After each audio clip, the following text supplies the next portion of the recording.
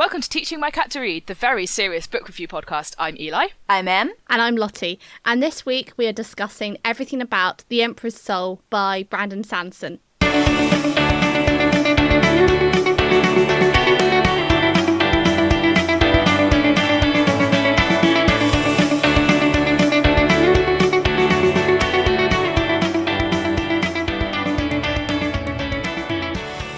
So this is a book that we have read on Lotti's recommendation, because Lotti is a big Brandon Sanderson fan.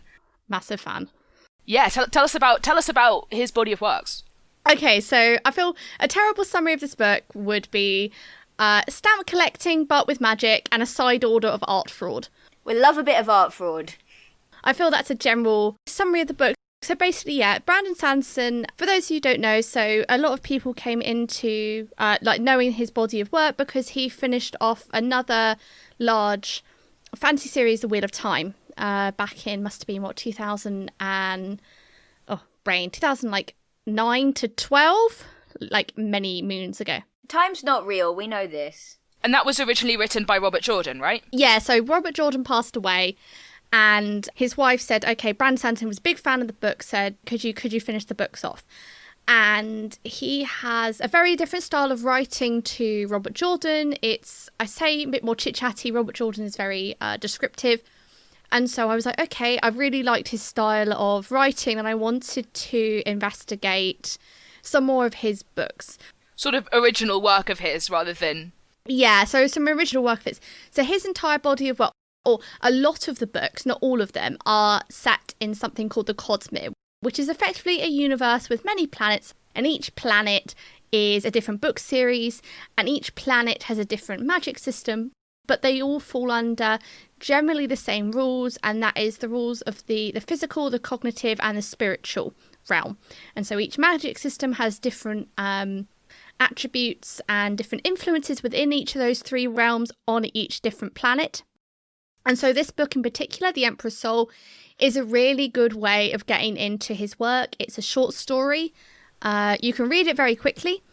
And it gives a nice introduction to his style of writing, how his magic systems work, and also the fact that he does such good plot twists.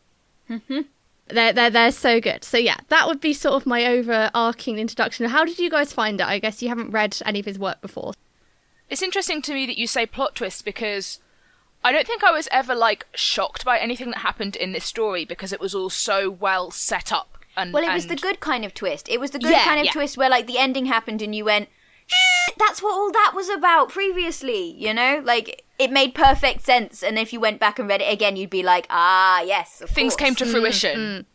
Yeah, I guess that's what I mean by plot twist. There is a couple of his, all of his other books. You'll go through, this is great. And you go, what the hell what have I just read? And you have to go back and reread it again and again.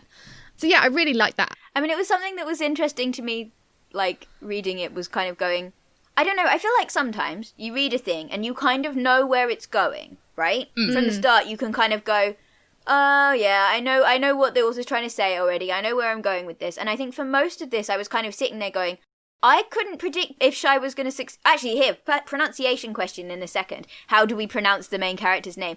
But I didn't know if she was actually going to do the impossible task, you know? I'd spent the whole thing going, how is that going to pan out? How is she going to escape? How is it going to... Yeah. It's interesting. I was always sure that she would. Okay. And it's interesting that we've had that different experience reading it. I would say Shai, I think. Yeah, that's what I was defaulting to, yeah. That's what I read it as.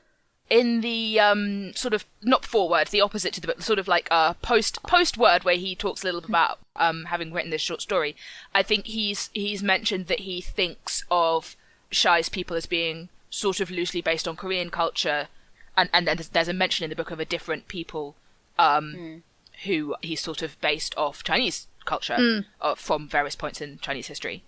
So I don't know much about Korean pronunciation. I know a little bit about Mandarin pronunciation, or, transliterated Mandarin. But I would say Shai, yeah.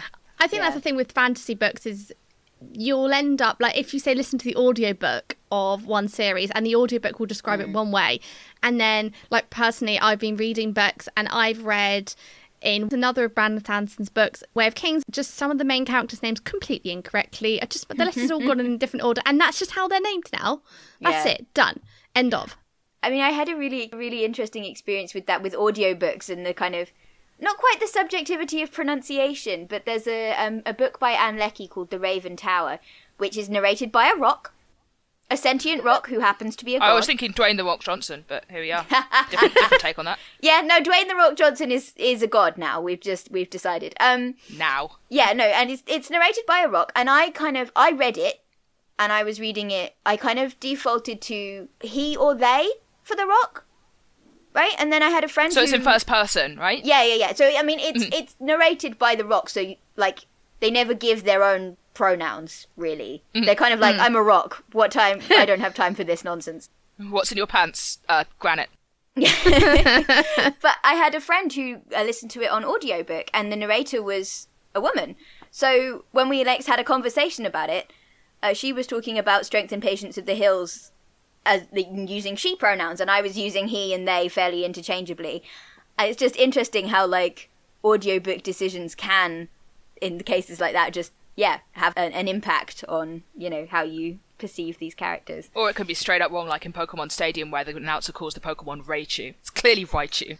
But yeah, I would say, Shai for the main character. And can we talk about her character for a bit? Yeah, go for it. She's so cool. Yeah, talk about her magic system, because I'd be interested to hear, like, what's your guys' opinion on how the magic system works, because I came into it knowing, like, roughly the rules of how his books work, and like, there were hints of relationships to other books. So I'd like to know from a fresh perspective, like, what do you think of the magic system?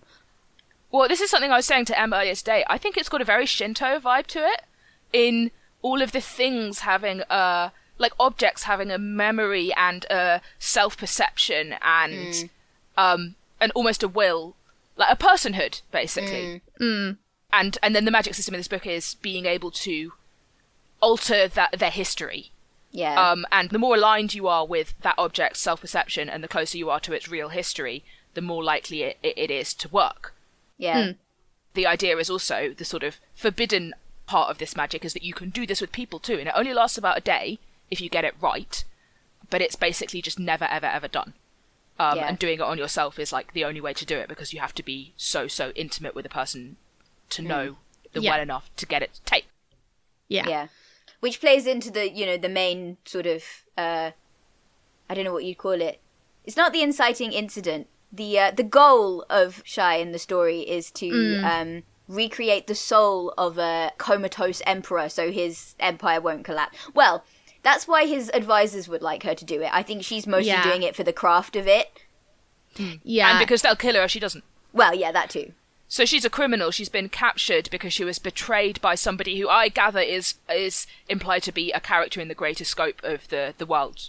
He's the Imperial Fool is supposed to be a recurring character elsewhere. He is a world hopper, so basically there's, like, effectively Easter eggs across all of his books. So you can read them individually and you will see, there's this character Hoyd, and it's going, okay, that's just a random character. And then this guy just crops up in every single book. Normally he's a fool or a beggar or a jester.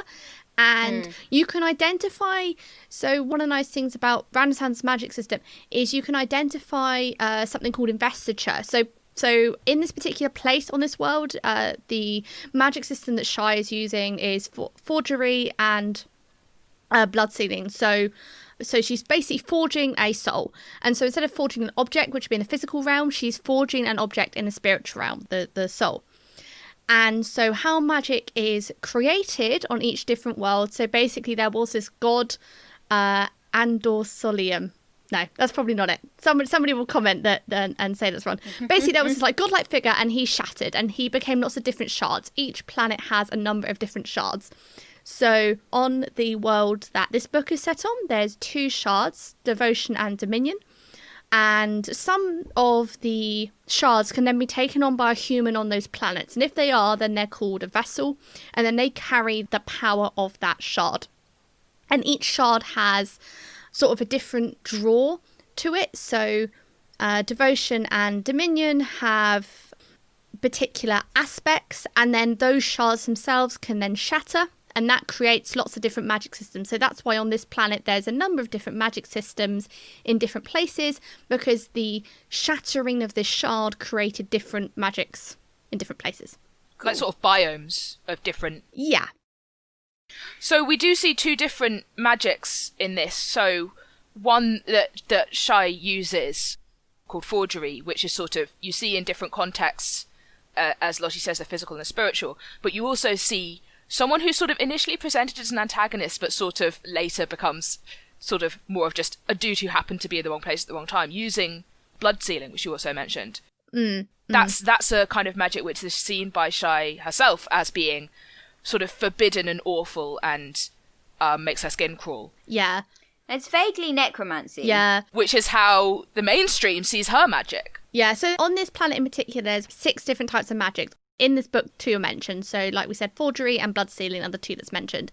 And all the magic systems have the connection that they're all location-based. So, because she is a Maipon, or lived in Maipon, she has a strong connection to the magic system of Maipon, which is Forgery. That's why she's really good at it. That's it's interesting that you're saying it's linked to location, because a lot of this book was really reminding me of some other books that I'd read recently by Alexandra Rowland, who's Ariast on Tumblr. Their fic is amazing, and so are their novels. But I was just reading Choir of Lies, and there's not very much magic in that world. It's all very... It's not quite magical realism, but it's one of those, like, people know it exists, but it's not... Like, it's varying in power and it's different from place to place. But yes, it's very location-based.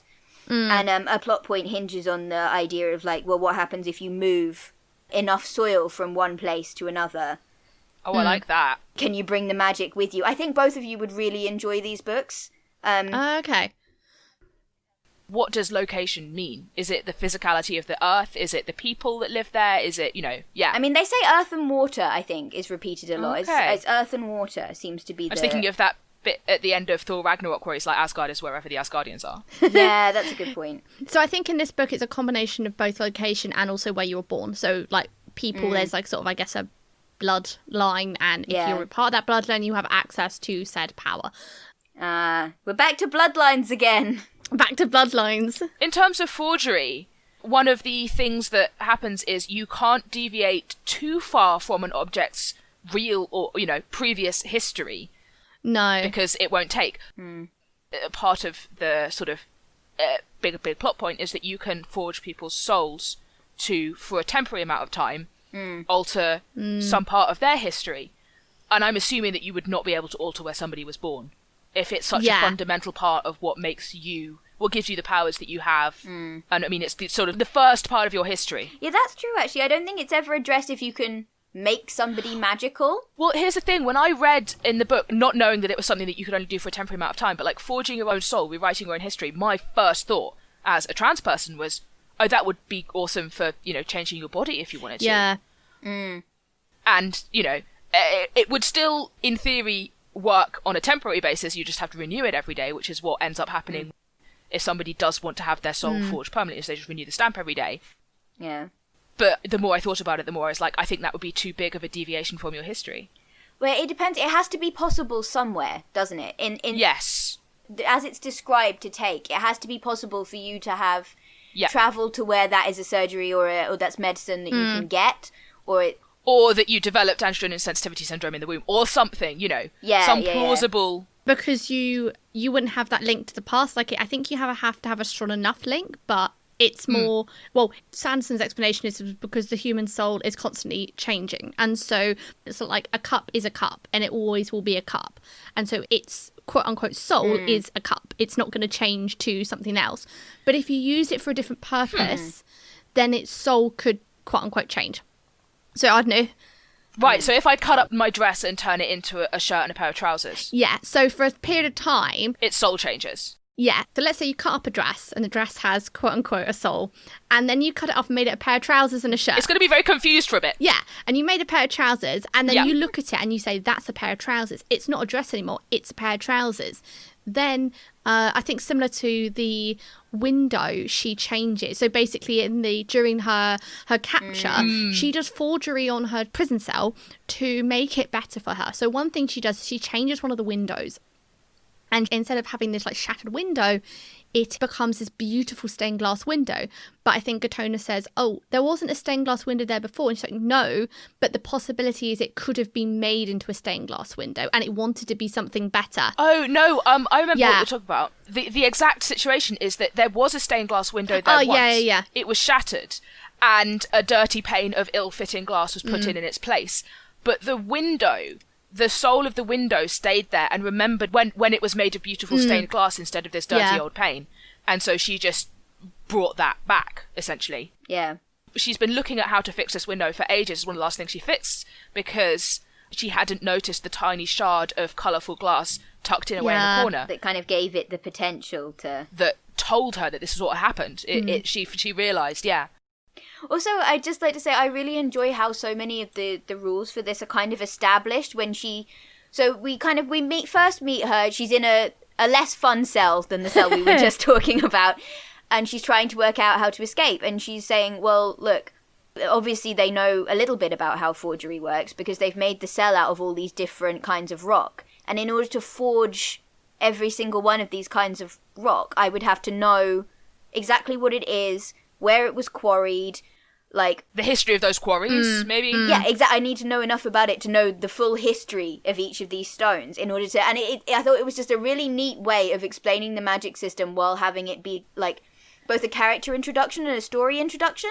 Because it's just like, here is our protagonist, in a cell. They are in trouble. How will they escape? And thus we got the magic system. And I thought that was a really nice way of introducing it. Yeah, he does that really well. Well, I liked also the back and forth of her trying to bluff and say, well, I could have escaped, and giving them some sort of... something which sounds impressive enough that she thinks that these people who don't know very much about forgery will believe it. Yes. And most of them buy it. But one person doesn't, and then he comes and has a conversation and saying, but I see how your plan wouldn't have worked. Yeah. I like him. He's a good egg. And through that back and forth, you get to see even more of the nuance. Where he says to her, well, you could have just transformed one bit of the stone, why not? And she says, well, it's not just 44 different kinds of stone. It thinks of itself as a wall.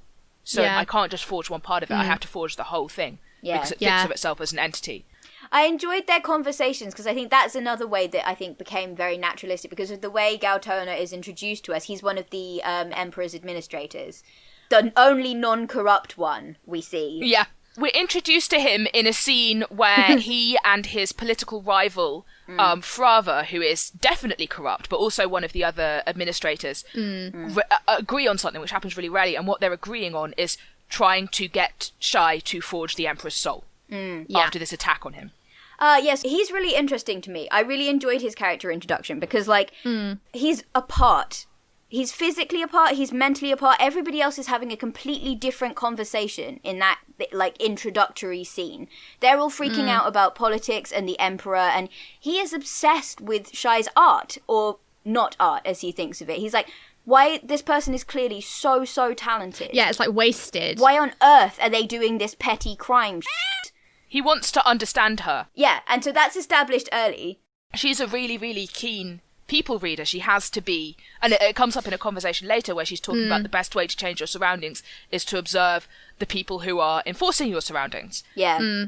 As opposed to forgery. Yeah. Yeah. So it's better to know what's going on with each of the guards that, guards you. Shai is a really keen people person, immediately sort of sees that about Gautona and sort of goes, you're interesting. Okay. She immediately clocks that he's not, that sort of he's her way in, he's her way out. There's a point where she says, escaping is gonna take getting this man on my side. It's gonna take time. I think that's like not the nice thing about Brandon Sanderson's writing is his way into these magic systems. Like, they are incredibly complicated and nuanced magic systems. Like, there is an entire Wikipedia, if you want to go and look at them, to clarify all the ins and outs. So, like, for example, it's location-based. I didn't pick that up on the first read of Elantris, which is the other book that this world is set on. There are hints to it. And so that's what's nice. When you reread it, you go, oh, yeah, I saw that hint. Oh, I saw that hint. So... Yeah. And he does it incredibly well, so you can take on board as much or as little as you want. Like, I'm definitely a skim reader in the skim reader category. I read books incredibly fast and then reread them. And you still get the same level of enjoyment the second time round because you'll pick up something you didn't pick up the first time. Yeah. And I think that you get that in Mistborn, the trilogy, which is the sort of the other, if you have to say the two entry points into his body of work would be this and the Mistborn trilogy. You read it and you're going, oh, I think this thing, and then like partway through the book it's something else, and it leads up to this sort of big reveal. But because you've been like spoon-fed the magic system, normally through, like you say, there's like a toner character, or there's somebody who doesn't know about the magic system, and that has to be explained to them. And so you as the reader are also taking on this lovely little explanation of what is going on. But you don't have to understand the whole spiritual, cognitive, physical like realms. You can just go, she stamps stuff and it does things. And that's cool. And you've reminded me where I was going with my original thing, which was that, like, Gautona gets established as a character who is deeply interested in not just, like, the how of forgery, but, like, the magic forgery, the why of it. And so for him to be the character that wants to talk to Shai means that we get, throughout the story, more and more in-depth conversations about how the magic works. So we get advantage of his curiosity. We can take advantage of his curiosity. Yeah, exactly. We get the introduction, and then it's a perfectly consistent character beat for him to want to know more. And through that, we get more than just the very good introduction that we get in her first cell. Which is a nice way of avoiding the, as you know, this is how our magic system works, which is so often a stumbling block for fantasy, right? It's like, here's things that everyone knows, but you, the reader, don't, so how can we tell you without it being clumsy? And that's a really good way. And that's what I really love about his books, is they are incredibly nuanced, but they are also very simple to follow. And I think fantasy, a lot of time puts people off. They're going, oh, I remember I was in school and the girl next to me said, oh, is this book set on the moon? I'm like, why would it be? Because you read the back of it and it had all these weird, like, names, and it was like set in a fantasy land, and it's just, they couldn't connect to a completely different continent, world, magic system, the whole 9 yards. And that's what I like about this. It's just written in such a normal way and such a simple way that it means that you have access to this fantasy system and all the awesome characters. And I tell you what that reminds me of, actually, is the Old Kingdom series. Where you have this consistent magic system that you never feel like exposition's been dumped on you. But it also works. It's not like cough, cough, joke growling, and like you just go, so how? Why is some wizard stronger than other? Why did the spells work like this sometimes but not at other times? What the hell is going on? Why are this... Okay, so you've got Greek spells that are healing and Latin spells that do things. And wait, all the evil spells are Arabic? Did you intend that? And so, so on and so forth. Solid world building, it should stand up to those kind of questions. And I think that's what's quite nice, is he has rules. He has his own podcast where he explains his magic system. And that's why, even though Elantris was his first published book, it's not the best entry point, because he's still trying in that book to work out where he's going with the magic system. Whereas in a later book like this, or in Mistborn, he's worked out the rules for the magic system and the limitations of those magic systems. But what's great is you start to get crossover. You start to see similarities between different magic systems. So for me, it's like finding Easter eggs in the love that. TV show. And so one thing I was going to go back to, this investiture is basically the energy of this magic. Investiture always has capital letters. And that is a massive hint for if you're trying to find an Easter egg, or if a character is like a world hopper, for example. So, for example, Hoyd. He's the fool who steals the moon scepter. And it's capitalized. He's the capital IF Imperial Fool. Yeah, and so you go, hang on a minute. And normally if it's the fool and it's like somebody secretive, you can guess it's Hoyd.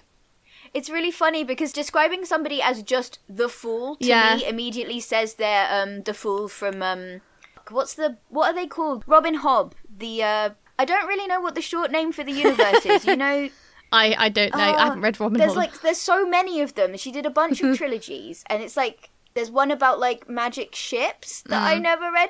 Anyway, I will remember it. I'll put it on the blog somewhere. But there is a character called the Fool he's not a world hopper per se, but he's other to the world that we find ourselves in, and like I love him because he's very, very queer and very, very magic, and this makes me very happy. But, yeah, that's what I picture. If you just call somebody the Fool, my brain is immediately going, it's the weird... I think of Cabin in the Woods. Yeah, so in some of the books, he is mentioned by name. So in Mistborn, I'm pretty sure he's mentioned by name, but it's literally an inconsequential character to the series. So if you just go, that's Farseer. That guy's called... They're called the Farseer books. There you go, sorry. No, it's fine. But it's like, it's quite nice when you see in, say, Way of Kings, it crops up a lot. There are a couple of very big hit. I don't want to give too much away because it's such a big... Oh, I'm going to read these books. Like, you've got me so excited to read these books. I seriously, it's like what it feels like is in some of his books, like you just have characters who you love. So, for example, in Warbreaker, there is a sword. It's a sentient sword, and all it wants to do is kill evil, and that's its entire purpose in life. Duck Newton. And then it goes missing, and then it crops up somewhere else, and I remember reading the end of this chapter, and it's basically La-di-da picks up a sword, and the sword said, "Hello, would you like to kill some evil today?" And you're just going, wait a minute, how did that sword get from this book to this book? And then you find out, oh, hang on a minute, this character in so for example in this series, she was talking about the whole point of the forgery and like the stamping and the magic system there.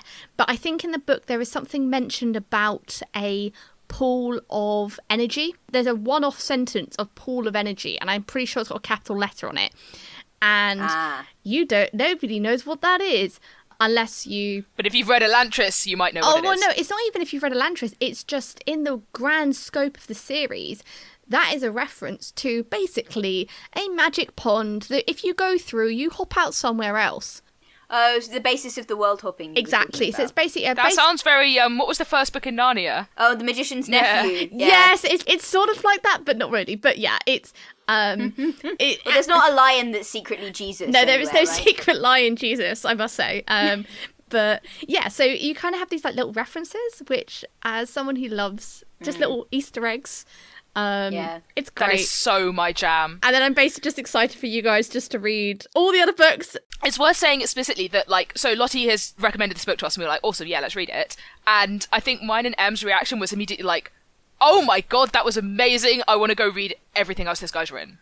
Like, I just got past the prologue and I messaged Lotti immediately to be like, this is my this is my shit right here. I How did overheard you part know? of that conversation and I was like, I've got to stop in my ears because I think it was after you'd read the book and you were calling Lotti to have a conversation about it, and I was like, I've got to stop in my ears, I've got to put on headphones, I don't want to be spoiled because I hadn't read it yet. I realised after we had the conversation that you were in the next room, and I was it's fine. No. I managed to not hear it, other than you saying something, mentioning that there's this discussion in the book of what constitutes art. Yeah, that was the thing that made me go, oh shit, this is my jam. But like the fact that the way that is continued throughout. So one of the things that Shai does, one of the reasons that they've caught her, one of the crimes they've caught her for, is that she has forged and stolen a very famous painting. For the lols. Basically. For the lols. Or is what you think. Well, except you find out that it's not for the lols. So, like, Gautona is, like, interrogating her about this, and he works out what nobody else in the palace has worked out, that actually there are two forgeries. And the thing that they realised was a forgery is deliberately bad. It was intended to be discovered as a forgery. And the painting that they thought was the real one is also a forgery. So he goes to Shai and he's like, okay, so why are there two? Where's the real one? And she's just like, oh, I burned it. And she doesn't know him well enough at this point to tell him why. And so she makes up this like story about, oh, it was going to weigh me down. I couldn't risk being caught with it, blah, blah, so I chucked it in a fire as I went past, on my way to try to escape. And that is not the truth. What turns out to be the truth is that... Well, it is spoilers, but we've already spoiled so much about this book. Do we not want to discuss this bit? Yeah. We don't care about spoilers on here. Yeah, okay. Big old spoiler warning for why she burnt the painting. All right, coming up. Turn off the, mute us now if you don't want to know. Pages. Read the last 10 pages. Yeah. She burns it because the original artist, who she trained under, he is one of the people who taught her to be such a good artist and her forgery skills. Yeah, she painted the forgeries with his direction. Asked her to burn it because he is old and blind and cannot paint anymore. He painted that painting for an old love who has since passed away, and he hates the institution, the empire that currently owns it. And he's like, I don't want them to own it anymore. I want you to go and steal it and burn it and destroy it because the person I painted it for is gone. The painting should be gone too. And it's this sort of, I guess, meta narrative on like, what is art? What is art for? Who gets why to do we decide value what it? we do with it? Yeah, do we value it because the painting was painted by somebody who was really famous? And if so, why does that matter more to us than the actual feelings and intent of that person? Yeah. Which I thought was a really such a good take. Basically, I liked it. And we do have it's a kind of a construction of, I assume, of Western art history, but I don't know enough about this stuff to like really comment. But like, the idea that art is supposed to transcend us and it's supposed to be a legacy and it's something that we're supposed to preserve and keep safe and only look at on special occasions. And for this to be like, actually, I made this painting for a very specific person, and if that person is no longer around to look at it, nobody else gets to. Particularly people who are like, this is like the spoils of war and not... This is a gift that I gave to somebody that was important to me. Well, the other part of like what is art is that Gautona doesn't think that what Shai does is art originally. The craft and work that she puts into her forgeries. And the entire thing with the Emperor, where forging the Emperor's soul and replacing him with a constructed personality, it's only going to work if as few people as possible know about it. So basically only these 5 administrators and Shai. Yeah. I mean, not even the Emperor, really. Yeah, he doesn't get told. And she writes down what she's done and gives it to Gautona at the end as like this secret, here's what I did. Here are all of my notes throughout this entire process. And this is for your eyes only, because obviously the more people who know about it, the better. And there's this whole subplot with the other administrators trying to get her to try and influence her creation of the soul for their own benefit. Yeah, backdoors into the guy's mind. And Gautona is reading this and he's thinking, this is the most beautiful piece of art I've ever seen. And it's completely counter to like, because she can't be openly proud of it. She can't be like, look at what I did. Yeah. Nobody can know. And that's part of what makes it such good art. Yeah. Which is runs completely counter to how we think about art generally and how Gautona thinks about it at the beginning. The best thing about the epilogue for me is that Gautona's got like 2 key principles, right? He's like, forgery is not art and you shouldn't destroy art for any reason. Like when she finally admits like what she did to the painting and why, he's like, that's not, you still shouldn't have done, what the hell? There's no good reason to destroy art. And the very last thing he does is A, admit that what Shai does is art, and B, throw it on the fire. Yeah. Well, in a way, isn't he preserving the art? It's such a good moment. I love it. And it's like, he finally understands why you might destroy art. It's his reason isn't the same as the previous artists, but there are multiple reasons why you might want something like that to not exist anymore. Well, the thing is that the forgery itself is also the art. Yeah, it's like... Yeah, and the book could undo that. Yeah. It's kind of like she goes at the end to go and check on the forgery, and the sort of the selling point of it is she knows she's done well if nobody knows. And I thought it just goes back to the earlier point of what is art, is because I remember watching this documentary. It might still be on Netflix, and it was about basically this prolific couple who spent the entire time forging art, but they didn't forge art. They created new art in the style of like Picasso. Oh, yes, I remember them. Yeah. Monet. And nobody could say this isn't the real one because there is no real one. And then they couldn't really be found for fraud because it wasn't a fraud, because it was an original piece. But then what they did is they created this backstory and like all the cells, and then they were just like, well, we couldn't say anything because that would show it was fraud. But it was great because all these people thought our art was original. And so all the art historians are going, well, it's not art because you come up with something original, And it's like, well, we've come up with an original thing in the style of Monet. And you think it's so good, you actually think it's a Monet. So surely that's a testament to my art. Like, it's sort of a bit... I mean, to be honest, I was on their side because I sometimes, when you go into a modern art museum going, if I could do that is it art? I maybe this is very bad STEM student, but who had a very bad art education, but I could do that, but you didn't. Yes, exactly. Yeah. I think that's the thing. It's like, because then you think, well, I didn't do that, but then you think, blue canvas, is it art? I don't know. Like, you know. Okay, I know the art piece you're talking about, and we can have a special edition of the podcast where we talk about modern art and that whole class of paintings that's very subtle variations on colours, because I have emotions about it. I really like that. I really like that. Yeah. Anyway, the story you were telling me reminds me of, there was a similar guy, I think in the States, who, like, he did the exact same thing, basically, and he donated them to museums, and I think technically it's not fraud unless you're paid for it, right? Right. And anyway, but, like, it was really sweet, because when they finally caught up with him, they realised they were forgeries, and they found him. They asked him why he did it, and he was like, well, it seemed like a nice way to meet people.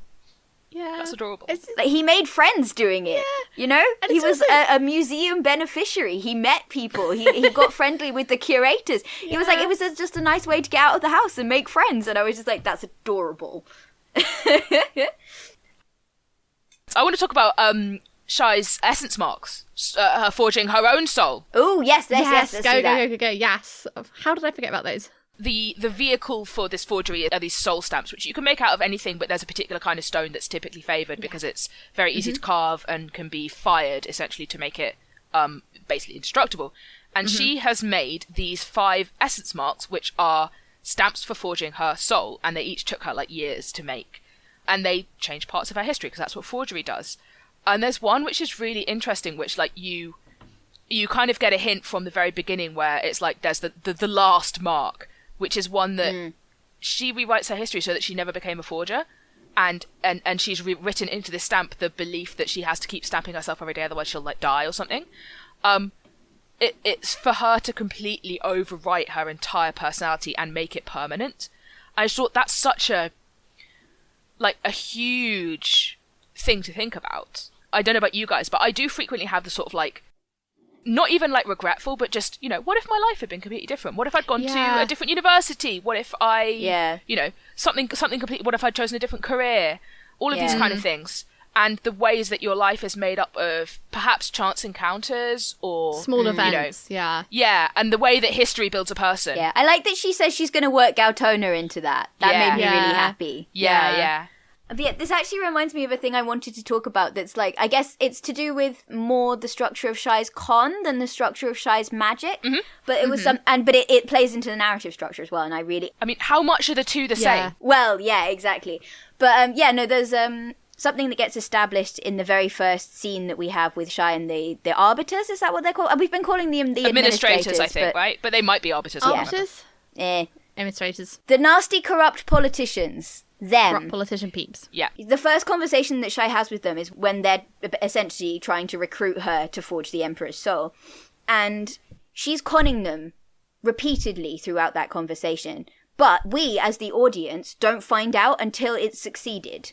So every gambit she makes in that conversation, we read as sincere, as do the people she's playing, until it succeeds, at which point she goes, phew, that's not actually what I think, but it worked the way I wanted, or that almost worked the way I wanted, or thank God that worked, otherwise I would be dead right now. And that's something that, like, so we know how her very short cons work, right? But that is established in the very first scene that we have with her. But it's also the way that she gets out of every single obstacle that she sees in the rest of the narrative. So, like, it didn't occur to me until later, but the whole, you think, oh, she's forging her room. They establish very early on that she's forging bits of her room to be more comfortable. And this fits very well with the personality that she's presented to us. You know, she's, like, not quite a hedonist, but she likes the finer things in life. She doesn't see any reason to, like, suffer and be a martyr when she could have nice things. You know, she values herself, you know? Yep. And we see the way that she's forging bits of her room as part of that. And that goes on and on and on. And we get to sort of, not quite the last day of her imprisonment, but around there. And we see that she's basically forged everything in her room. And at this time, we've just kind of accepted it as an audience. This is just a thing that Shai does. This is something that, like, marks the narrative passage of time. And then she reveals that she's forged, like, the floor under her bed so that when her guard attacks her, if she trips him onto it, he'll go through the floor into the room below. She's forged the bed to also be rickety and collapsible. Yeah, it's like that forward thinking. She told us. We knew exactly how her cons work. And then over the course of that, it's like 100 days that she's got to forge the soul. Over the course of those 100 days, we forgot. Like, as the audience, we know that's how she works. And then we forgot. And we're just like, oh, Shai's just doing these things because that's who she is as a person. And then suddenly it's revealed that, like, that was part of the con the whole time. Yep. And something similar happens with sort of, this is a major spoiler, I think. Like, this is the thing that I would not want to be spoiled for me if I was going to read it. So, you know, block your ears now, listeners. But closer to the deadline, she talks about how it's getting kind of manic, you know? She's getting all, oh, pride comes before a fall. My teachers always said that would be the undoing of me. It's a really difficult task. How can I ever hope to complete it? And what you think she's talking about is the fact, which has been established very early on, that forging somebody else's soul to that extent permanently is really, really difficult to impossible. She shouldn't be able to do it. So you assume when this is going on and she's having this panic and she's going, why didn't I just escape when I had the chance? Because she manufactures multiple opportunities to escape across the course of the book. Why didn't I do that earlier? I'm going to get killed for this. It's worth it for the art. She's having this long, long conversation with herself. And you think it's about whether or not she can actually forge the soul at all. And then she goes and she forges the soul. And she explains what she was actually worried about was whether she'd be able to fix the guy so he'd be a decent emperor. Yeah. I read that also as the plan where she wants to be the one to do it. To apply the stamp to him. Because she has to know if it's going to work. She is not content to leave and escape without knowing if she's succeeded. Yeah. And it's quite a satisfying ending, I think, that she achieves her goal and she recognizes that, you know, she can't tell anyone about this piece of art she has created, which is the Emperor's soul. She has created this soul and she hasn't put a backdoor in. She's created the space for him to grow and evolve, and she knows it works, and that is enough for her. But also I liked so we've kind of, the other thing that kind of gets established across the thing is that she refuses to put backdoors in. Yes, which is what the other arbiters are trying to get her to do. So Frava Galtona's rival wants her to forge him to be a bit more susceptible to Frava's suggestions. Yeah, essentially. Yeah, some of them want to put some backdoors in. And she keeps going, oh, I'm not going to... She tells us, anyway. Obviously, she doesn't tell them because she's stringing them along so they won't kill her. But she's saying to us, oh, I wouldn't do that. And then we find out that she has, sort of, except it's not a backdoor. It's like she layered in such details that he would be the emperor that Gautona hoped he would be when... Because you find out Gautona is the one that persuaded him to become the emperor in the first place. And it really struck me that, like, you kind of... She comes to understand the emperor, but she also comes to kind of care about him. You get the impression that she and Gautona are maybe the only people that care about the emperor as a person. And the fact that she does this for him, like, there's no real reason for her to do this. Like, it doesn't benefit her in any way. Like, it doesn't even really benefit Gautona. But she still went, actually, what if I understand this person so deeply? Maybe I want what's best for them, actually. Maybe I want them to be able to be... Maybe I want to give them the chance to be the best version of themselves that they could. And that was really interesting to me. I kept getting, like, the... I think Bell Hooks got it from somebody else, but I can't... It's, like, the thesis of All About Love, anyway. That love is the... the will to nurture one's own or another's spiritual growth.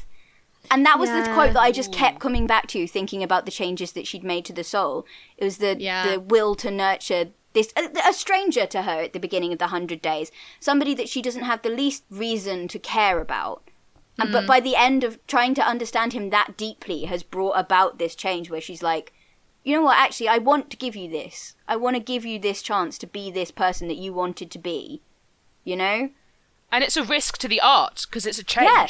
Because, like, it's a change that could potentially undo everything that she's been working for this whole time and topple an enormous, like, one of the biggest powers in the world that they're currently in. Yeah. Which has been established as that would be a bad thing, actually. Yeah. Well, I mean, it'll be a bad thing in the sense of, like, it will be chaotic and... Yeah. Like, my brain is now just full of all the books I had to read for my degree where, like, they were talking about the fall of Rome, and it's just lots of dismembered corpses, my guys. It's like they're not so much an evil empire as they are just the empire which is kind of evil because all empires are. it's not a particularly bad one. Is he writing the second one? I can't. He might be. I think it definitely did much better than he was thinking, because he wrote this as a sort of clear his brain when he was between Wheel of Time books.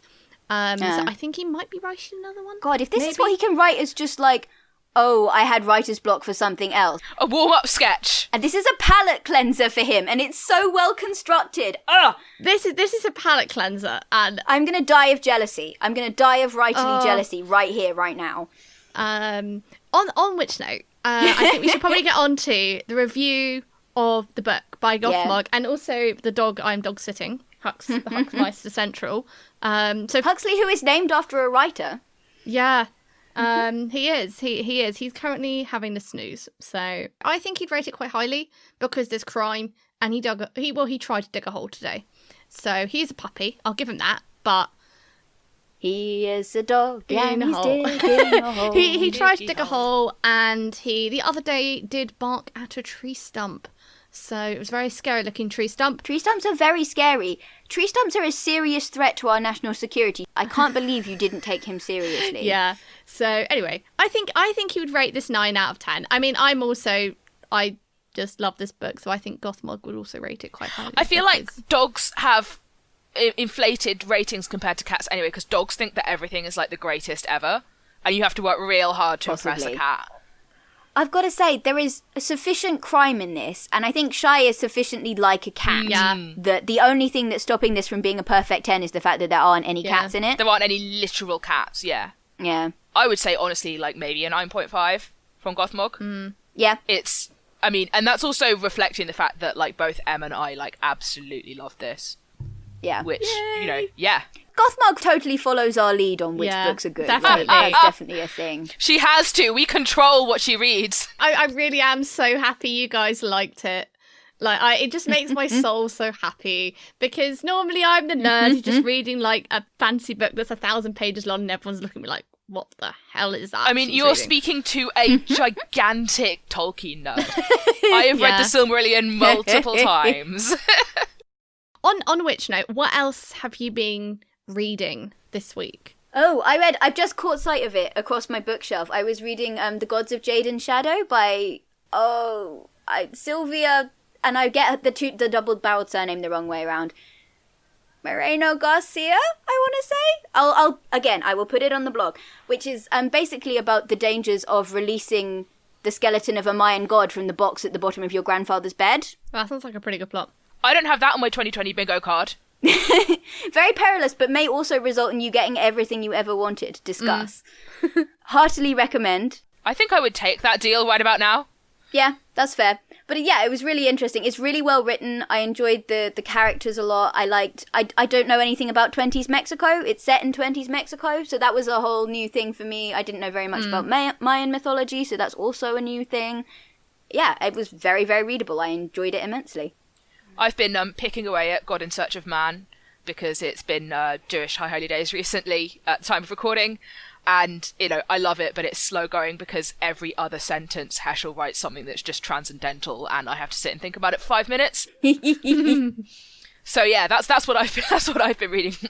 What about you, Lotti? What else have you been reading? I've been continuing my Wheel of Time reread. I think by the time this episode is out, the next book of the Way of Kings series is out, Rhythm of War, which I am so hyped about because it's going to have first-person view from the badass lady, like effectively queen but not queen, and she's so awesome, and we've been waiting for 3 books to find out her backstory, and it's going to be so good, and I'm really, really excited. So I need to reread Way of Kings 1 to 3 to fully, I feel, appreciate book 4 and Yanash Colin in all of her glory and awesome badassery, and basically she's just like this really cool magic aunt for her protege Shallan, and Shallan effectively, I think she basically has this massive crush on Yanash because she's awesome. It's just like basically like 30 to 40 year old lady just running around being awesome and telling all the men that they're useless, and there are so many. Just please go and read Oathbringer, and just the bit where Yanash like puts all the men in her place. It was like, yes, thank you, Brandon Sanderson. Anyway, I'll stop ranting about Brandon Sanderson and his awesome writing skills on another episode. So, yeah, I guess next time we're going to be chatting about A Christmas Carol with the cat. Yeah. I think that's our Christmas episode. Dun, somehow. dun, dun. We're going to have to put some tints around us because we're pre-recording these, so it's not quite Christmas yet. But yeah, thank you all so much for listening. Please like, subscribe, review. If you can write a review, that'd be really lovely. We love hearing your feedback. It makes our hearts swell with joy. Add us on Twitter. We're on Instagram. We've also got Tumblr. If you want to find all the links to that, rather than just saying them, go and have a look at our website, which is linked in the description box below. And that's got all the links to our various socials, so you can follow us and keep up to date with all the latest information and pictures of the cat and all the behind the scenes info. You can ping us an email. We're at teachingmycattoread@gmail.com.